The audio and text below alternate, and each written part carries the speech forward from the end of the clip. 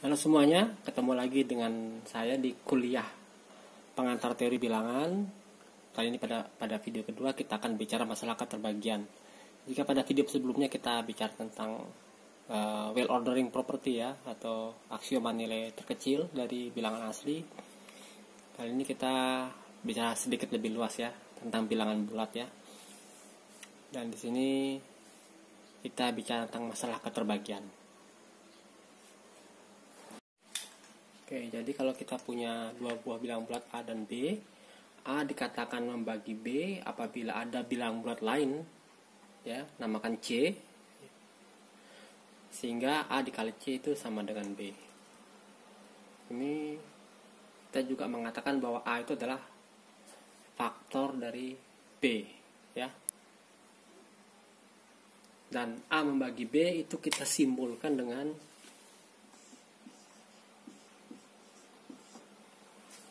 itu. Jadi kalau di SMA mungkin dikatakan A habis membagi B begitu ya.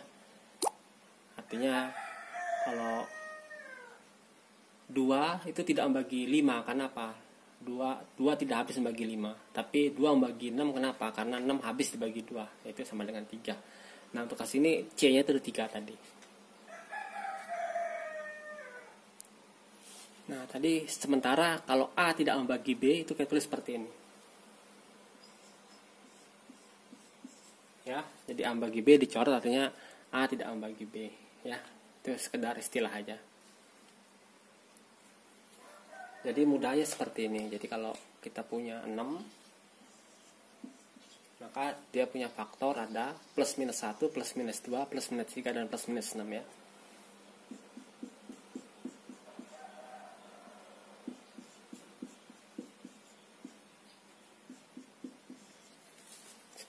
Sama seperti di SD, saya kira ini tidak terlalu susah ya.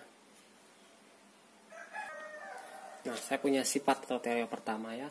Jadi kalau kita punya 3 buah bilangan bulat A, B, dan C, dengan ya kita ketahui bahwa A itu membagi B dan B membagi C, maka kita akan bisa menyimpulkan bahwa A-nya pasti membagi C. Oke, contohnya nggak terlalu susah ya. Jadi misalkan A-nya 2, B-nya 4, C-nya 8 ya. Nah, kita tahu bahwa A-nya 2, B-nya 4, C-nya 8. Jadi kan A membagi B artinya 2 membagi 4. B membagi C artinya 4 membagi 8 ya. Ya, dengan cara mudah 2 membagi 4 artinya apa? Terdapat C, dan C nya kebetulan 2 ya. 4 sama dengan 2 kali 2. Ini adalah C nya ya. Nah, 4 bagi 8 artinya ada C nya kebetulan 2 lagi ya. Jadi 8 sama dengan 4 kali 2. Seperti itu ya. Ini C nya ya. Ya enggak begitu masalah mau taruh di mana C nya. Oke. Nah, berdasarkan teorema ini maka kita dapatkan bahwa haruslah 2 membagi 8. Ya, sangat wajar sekali ya. Tapi bagaimana membuktikannya? Jadi misalkan kita punya ABC bilangan bulat, A membagi B dan B membagi C. Ya. Dari A membagi B menurut definisi berarti terdapat C bilangan bulat ya. Sehingga A dikali C sama dengan B. Oke, kemudian karena B membagi C, maka ada. Nah, kali ini kita nggak boleh sebut C ya, kasih simbol lain bahwa ingin menegaskan bahwa itu bisa jadi angka yang berbeda ya.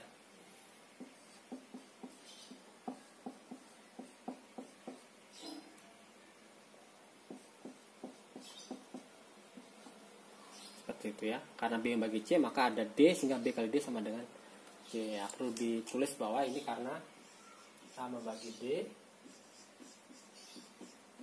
seperti itu ya, berdasarkan definisi saja ya. Oke, kemudian karena C seperti ini, kita bisa simpulkan, kita ganti C di sini dengan ini ya. Jadi A dalam kurung BD sama dengan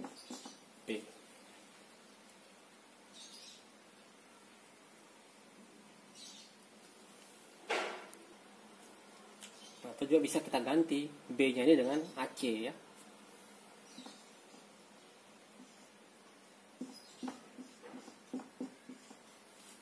Seperti itu.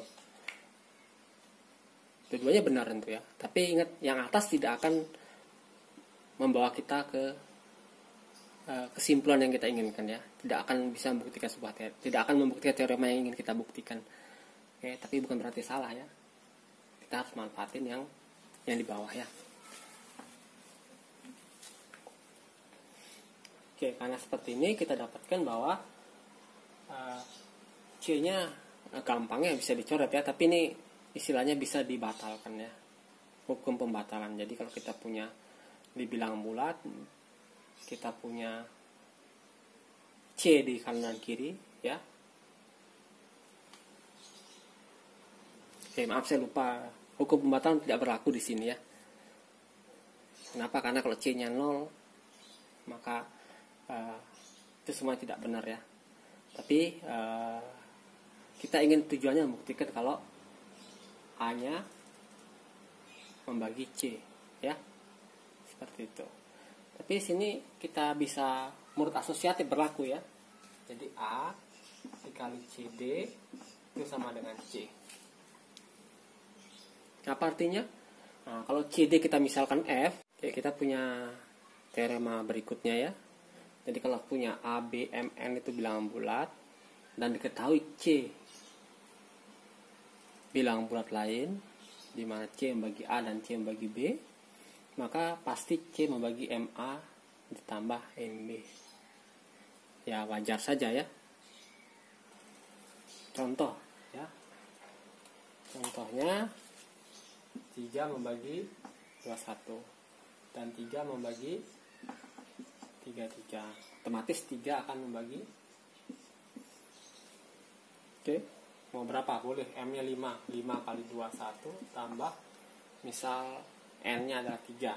3 kali 3. Ini kurang lebih 3 membagi 105. Atau mungkin ini min aja ya.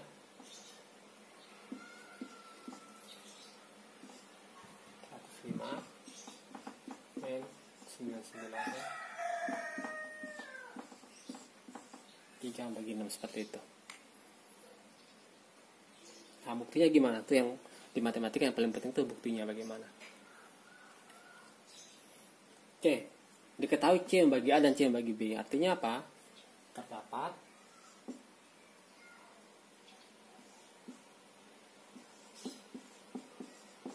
E dan F bilangan bulat sehingga CE disama dengan A dan CF sama dengan B. Nah ini karena C membagi A. Ya, oke. Terus bagaimana? Terus kita dapatkan bahwa yang ini ya, kayak kita bukan MA tambah NB itu sama dengan, nah A nya kita ganti dengan ini.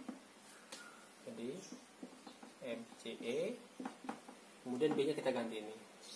Oke, NCF.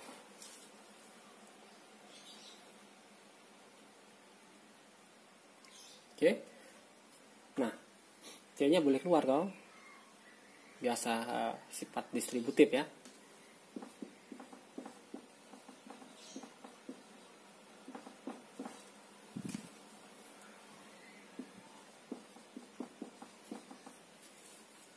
Oke, ini suatu bilangan ya, anggap aja nih apa? Ini B-nya ya, ini adalah A-nya, ya.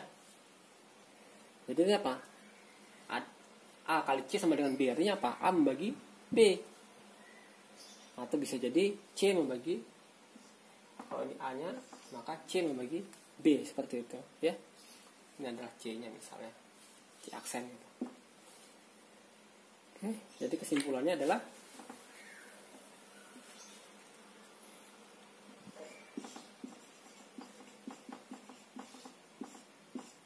seperti yang diminta.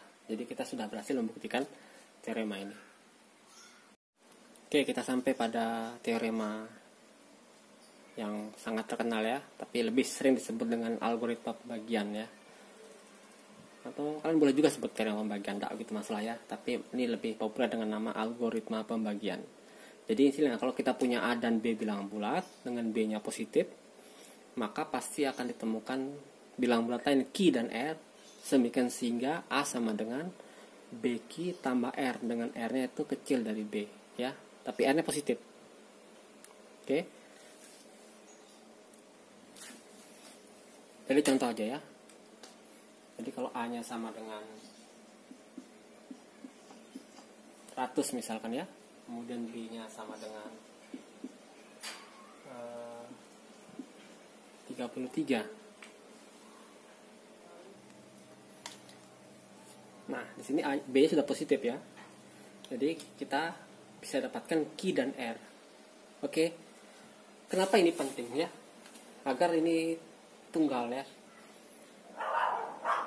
Ya enggak, bisa dikatakan tunggal gitu, tidak masih tunggal ya. Jadi kalau ini sebenarnya bisa ditulis sebagai A 100 sama dengan 2 kali 33 tambah 34 ya. Bisa juga sama dengan 1 kali 33 tambah 67. Bisa juga sama dengan 3 kali 33 tambah 1. Jadi ada banyak ya. Ya bisa negatif juga. Oke. Nah, kita mencari R-nya yang kecil dari B ya, dan itu pasti cuma 1, yaitu ini yang paling bawah ya. Oke. Jadi kalau tidak ditetapkan seperti ini, maka R-nya ya bisa negatif juga ya. Jadi kita agar menyamakan persepsi ya dibatasin seperti ini ya, dan harus kecil dari B. Ini pasti ya. Jadi pasti ada yang lebih kecil gitu ya, dijamin sama teorema ini. Oke, jadi kalau bentuk seperti ini aja pasti bisa ya. Tapi teorema ini ingin mengatakan bahwa yang bentuk paling sederhana ini bukan sederhana, yang R-nya seperti itu dijamin ada. Gitu. Oke, buktinya bagaimana? Oke, jadi kita misalkan diberikan A dan B bilangan bulat dengan B-nya positif ya. Jadi saya buat sebuah himpunan ya, namakan S. Itu adalah himpunan A dikurang X ya.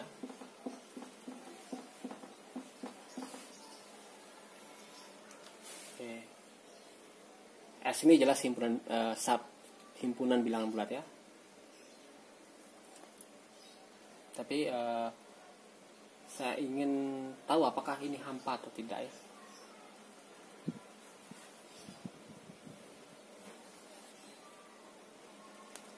Kalau A-nya positif ya, kita bisa pilih X-nya toh. Jadi ini tidak hampa pasti. Tapi kalau A-nya negatif, kita bisa pilih X-nya adalah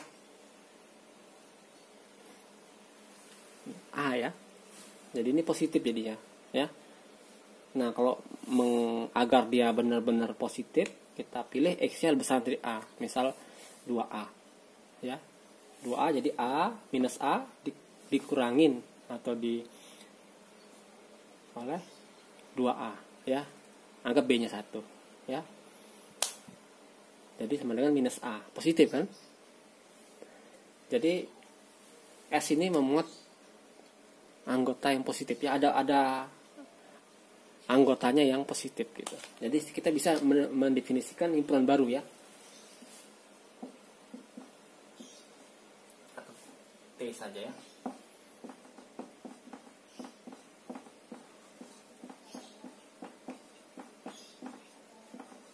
Jadi himpunan T adalah himpunan S yang positif gitu ya. Oke, ini bisa saya hilangkan yang positif ya. Dijamin ada yang positif tadi ya. Nah, pada video sebelumnya kita belajar well ordering property atau aksioma nilai terkecil. Ini sudah jelas adalah subhimpunan dari bilangan asli.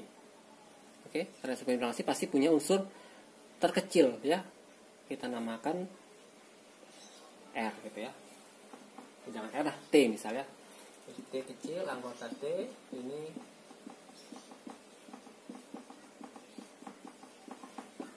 unsur terkecil. Dan tentu T ini pasti bentuknya seperti ini ya. Jadi T sama dengan A minus X seperti itu. Ini T-nya positif ya.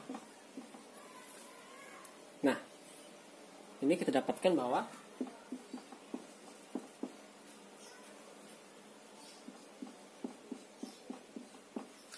A sama dengan Bx tambah T. Nah, T ini adalah kandidat R kita tadi ya. Saya tuliskan lagi bentuk R-nya. R yang dicari seperti ini ya. Jadi A itu bisa ditulis sebagai Bq tambah R dengan R itu kecil dari B dan dia non negatif. Nah, kandidatnya adalah T. Oke. Untuk membuktikannya kita gunakan kontradiksi. Nanti kan ya inginnya bahwa kayak tunjukkan bahwa T-nya ini ya. Kalau positifnya iya, maaf ini. Maksudnya non negatifnya iya. Apakah kecil dari B nggak tahu ya. Misalkan lebih besar ya.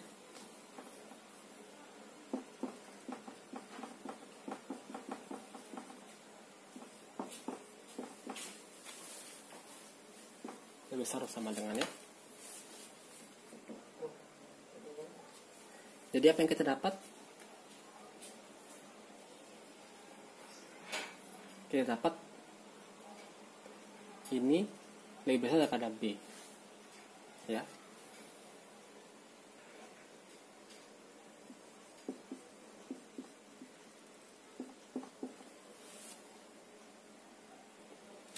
Nah, kemudian B ini pindah sini ya. Jadi A min BX min B ya.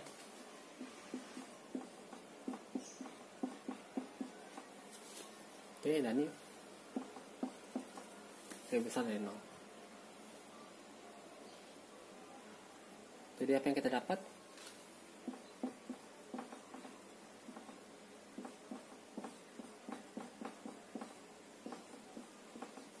Dapat seperti itu. Nah, ini kita dapatkan bahwa ini adalah anggota dari T, ya.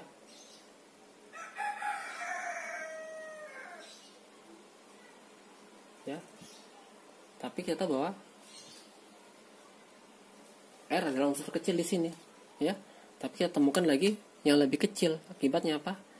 Pengandiannya salah ya. Dengan kontradiksi kita jadi timbul suatu kontradiksi ya. T unsur terkecil, tapi kemudian juga ada unsur lebih kecil dari T. Jadi itu kontradiksi ya. Akibatnya pengandian salah. Akibatnya